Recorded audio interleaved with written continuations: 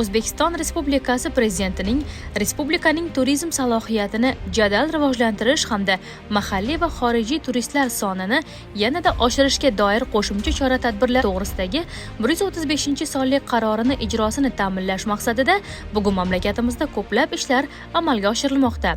Shu munosabat bilan Mirzo Ulug'bek nomidagi O'zbekiston Milliy universitetida ham tarixiy obyektlar va tabiiy maskanlar uyg'unligi asosida O'zbekistonning turistik salohiyatini rivojlantirishning asosiy yo'nalishlari va istiqbollari mavzusida ilmiy-amaliy anjuman tashkil etildi. Tarix fakulteti tashabbusi bilan o'tkazilgan ushbu tadbirda etnolog, antropolog, sotsiolog olimlar, yaqin va qo'shni mamlakatlardan kelgan soha mutaxassislari va talaba yoshlar ishtirok etdilar. Yurtimizda O'zbekiston Respublikasida turizm maskanlari juda ham ko'p. Nafaqat voha tomonlar, balki vodiy tomonlarda ham O'zbekiston har bir mintaqasida turizm salohiyati yuqori bo'lgan hududlar, ya'ni maskanlar juda ham ko'pchilik tashkil qiladi. Aynan ushbu hududlarga borib, ya'ni ularni targ'ib qilishda etnolog olimlarning o'rni ham beqiyos hisoblanadi. Chunki nega etnoturizmni rivojlantirish, ya'ni xalq madaniyati hozirgi kunda yevropalik sayyohlar uchun juda ham qiziq bo'lyapti. Ya'ni xalqning madaniyati, urf-odati, an'analariga qiziqish bilamizki, bu har bir xalqqa xos bo'lgan etnik xususiyat hisoblanadi. Ya'ni o'zidan boshqa xalqni o'rganish. Shuning nuqtai nazardan kelib chiqqan holda O'zbekistonda bilamiz, tarixiy obyektlarni ko'rishga keladigan ziyoratchi, turistlar, vakillar juda ham ko'p, lekin ya'ni etnoturizmni rivojlantirsak yoki bo'lmasa ekoturizm, tibbiyot turizmini rivojlantirsak, o'sha xalq tabobati, xalqqa tegishli bo'lgan madaniyatni o'rganadigan sohalarni rivojlantira olsak, O'zbekistonda tashqi turizm, ya'ni turistlarni yanada ko'proq jalb qilishga imkoniyat yaratiladi. Va bunda bizning ushbu o'tkazilgan konferensiyamizga o'xshagan yig'inlar, O'zbekistonning turli mintaqalaridan kelgan olimlarning, ya'ni olib borilayotgan tadqiqotlari natijasida xulosalari asta-sekinlik bilan turizm salohiyatini yuqori bosqichlarga olib chiqish uchun, ya'ni o'zlarining taklif mulohazalari kerak. Va shu narsalar aynan ushbu fikr mulohazalarni olgan holda biz ya'ni etnologik yoki turli xil loyihalar tayyorlab, anketalar, masalan, internet saytlariga aynan ushbu mintaqalarning tarixiy qadamjolar yoki bo'lmasa etnoturizmni rivojlantiradigan maskanlar, ya'ni xalq madaniyatida o'ziga xos xususiyatlar, lokal xususiyatlari saqlanib qolgan joylarni topib, ular haqida qisqacha ma'lumotlar tayyorlab, anketalar, qisqacha rasmli ko'rinishlar, video lavhalar tayyorlab, internet tarmoqlarga joylashtirish va butun dunyoga tarqatish bu bizning bosh vazifamiz hisoblanadi. Va buning natijasi asta-sekinlik bilan ichki va tashqi turizmni rivojlantirishga bizning ham o'zimizni qo'shgan hissamiz deb hisoblaymiz. Va bu esa O'zbekiston Respublikasi uchun turizmni rivojlantirish ertangi kelajak uchun yaxshi imkoniyatlar yaratib beradigan soha hisoblanadi. Umuman olganda bugungi kunda nafaqat O'zbekiston, balki butun jahonda turizmga bo'lgan e'tibor nihoyatda ortib bormoqda. Turizm bu jamiyatdagi barcha tarmoqlar singari iqtisodiyotni rivojlantiruvchi driver sifatida qabul qilinyaptiki, buning asosiy sabablaridan biri u ko'proq foyda keltirishi bilan. Bugungi kunda O'zbekistonda ko'plab soha vakillari turizmni rivojlantirishga katta hissa qo'shib kelmoqda. Shu jumladan O'zbekiston Milliy universiteti professor o'qituvchilari ham bu jumladan ular o'z hissasini qo'shib kelmoqda. Ma'lumki, O'zbekiston Respublikasi Prezidenti Shavkat Miromonovich Mirziyoyevning 135-sonli qaroriga ko'ra O'zbekiston Respublikasida turizmni rivojlantirish chora-tadbirlarini haqidagi qarorlarida belgilab qo'yilgan. O'zbekiston Milliy universitetiga biriktirilgan 4 ta tuman bor. Jizzax viloyatining Zomin, Arnasoy va Forish tumanlari, shu bilan birgalikda Sirdaryo viloyatining Xovos tumanlari biriktirilib berilgan edi. Va ushbu tumanlarning turizm salohiyatini rivojlantirish, yangi turizm yo'nalishlari va resurslarini aniqlash borasida ilmiy tadqiqot ishlari amalga oshirilmoqda. 2023-yil biz o'tgan yili ilmiy ekspeditsiya tashkil etib Forish tumanida, Forish tumanining tarixiy madaniy obyektlari va ularning o'rganilmagan jihatlari haqida ko'plab ma'lumotlarni to'pladik. Va shu bilan birgalikda bugungi kunda ushbu xalqaro konferensiyamizning mavzusi ham tarixiy obyektlar va tabiiy maskanlar uyg'unligi asosida O'zbekistonning turizm salohiyatini rivojlantirish va uning ustuvor yo'nalishlari, istiqbollariga bag'ishlangan ushbu xalqaro turizm ham ichki ham tashqi turizmni rivojlantirishga xizmat qiladi deb o'ylaymiz. Asosiy maqsad O'zbekistonni yanada dunyoga tanitish, O'zbekistonning nafaqat moddiy madaniyatini, merosini targ'ib qilish, shu bilan birgalikda an'ana va urf-odatlarini, o'zbek xalqiga xos bo'lgan jihatlarni targ'ib qilish va shu orqali O'zbekistonni rivojlanishiga hissa qo'shishdan iborat bo'lgan.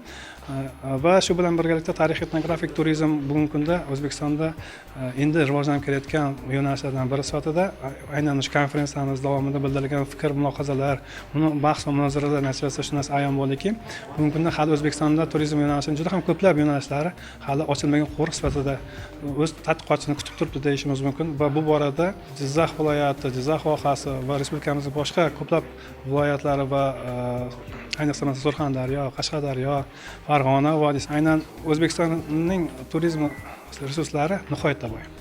Va buni hali ochish va bu borada ko'plab tadqiqotlar olib borishni taqozo etmoqda. Va bu borada hali bu ishlarimizni davom ettiramiz degan niyatdaman. Anjumanda O'zbekistonning turizm salohiyatini yuksaltirishda ziyorat turizmi, etnoturizm, ekoturizm ahamiyati haqida so'z yuritildi.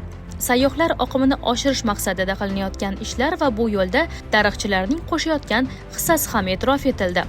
Nufuzli xorijiy mamlakatlar, jumladan Buyuk Britaniya, Germaniya, Xitoy kabi davlatlarning soha mutaxassislari ham Zoom platformasi orqali ishtirok etib, turizmni rivojlantirishda O'zbekiston va jahon tajribasi, qilinishi lozim bo'lgan ishlar haqida o'z fikr-mulohazalarini bildirdilar. Bugun o'sha O'zbekiston Respublikasındagi Ulттық университетте, Mirzo Ulug'bek атындағы университетте O'zbekistondagi turizmni damыту, tarixiy eskirткіштер негізінде туризм дамыту тақырыбында конференция болып өтті. Конференцияның тақырыбының жаңағы өте өзектілігіне байланысты. Бұл конференцияға тек қана осы өзбек елінің ғалымдары ғана емес, сонымен қатар жаңағы Қазақстаннан, Қытайдан, көршілес елдерден де көптеген ғалымдар келіп атсалып жатыр. Конференцияда өте қызықты жаңағы баяндамалар жасалды. Болашақта осы конференцияның соңында жасалынған резолюция негізінде осы елдегі туризм жақсы дамып, соған әсер етеді деген ойдамын. Oxirgi yillarda turizm salohiyatini oshirish maqsadida Jizzax viloyati Zomin, Forish tumanlariga bevosita etnologik ekspeditsiyalar amalga oshirmoqdamiz va ushbu ekspeditsiya natijalarida turli xil ushbu mintaqaga xos bo'lgan ekologik va etnologik xususiyatlardan kelib chiqqan holda turizmning rivojlantirish obyektlarini izlab topildi va shunday maskanlardan biri Jizzax viloyati Forish tumanidagi Mojirum, Uxum qishloqlari yoki bo'lmasa Uchqulosh qishloqlari haqida aytishimiz mumkin. Ushbu qishloqlar o'zining tabiiy maskanlar bilan ekologik turizmga yaxshi rivojlangan hududlar bilan bir qatorda bu yerda ziyorat turizmi ham yaxshi rivojlanganligini. Aynan bu ushbu mintaqada Forish mintaqasida 3 ta ekologik mintaqa o'zida jam qilganini ko'rishimiz mumkin. Bularga dasht mintaqasi, keyin cho'l mintaqasi va u yerda tog' mintaqasi. Aynan 3 ta mintaqa ham bitta hududda, bitta tumanda joy bo'lganligi bu hududda turizmni rivojlantirish uchun alohida bir geografik mintaqa sifatida yana salohiyat oshirish uchun xizmat qiladigan joy sifatida ko'rishimiz mumkin. Aynan ushbu Forish ekspeditsiyasi natijasida ushbu mintaqada juda ham turistlarni ham jalb qilinganini ko'rishimiz mumkin. Bunda Shveysariyadan mehmonlar aynan Forishga borayotganligini, ham u yerda arzonligini, ya'ni ichki turizm asta-sekin rivojlanyapti va tashqi turizm ham ushbu mintaqaga ko'rilayotganini ko'rishimiz mumkin. Ushbu konferensiyadan oldin ham ushbu mintaqalarda turizm salohiyatini oshirish uchun borib ekspeditsiyalar o'tkazildi. Ekspeditsiya natijalarida ushbu turistik markazlarda alohida geolokatsiyalar ishlab chiqildi va undan tashqari internet tarmoqlarida Wikipedia ma'lumotlar ishlab chiqarildi. Aynan Wikipedia ma'lumotlarda ko'rgan tarzda, ya'ni 2 ta, 3 ta jahon tillarida tarjima qilingan holda joylashtirilishi natijasida xalqaro, ya'ni xorijlik turistlarning ham ushbu mintaqaga ko'plab kirib kelishiga olib keldi. Xuddi shunday, masalan, o'tgan yil 2023-yilgi tadqiqotlarimizda biz bevosita Yevropada, ya'ni Shveysariya, Germaniyadagi turistlar bilan bevosita birga sayohat qildik.